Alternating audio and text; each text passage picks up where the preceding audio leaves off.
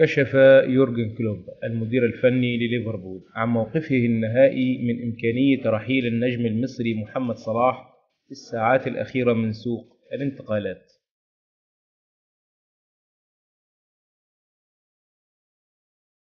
محمد صلاح الذي ارتبط كثيرا بالرحيل عن الدوري الإنجليزي الممتاز إلى دوري روشن السعودي وخاصة إلى فريق الاتحاد السعودي، لكن كلوب خرج في المؤتمر الصحفي لمواجهة أستون فيلا القادمة بالدوري الإنجليزي لحسم الموقف تماما،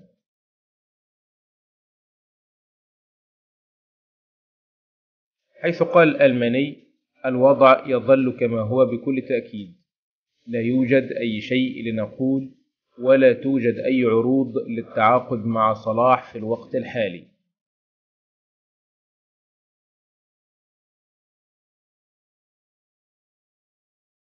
وعن سؤاله عن الطفرة التي يحققها الدوري السعودي وخطورته على الدوريات الأوروبية، قال يورجن كلوب: لا أعرف إلى متى سيستمر الأمر على هذا النحو، لكني أعتقد أن الوضع سيكون أوضح في الأسبوعين المقبلين، وبشكل عام علينا حماية كرة القدم.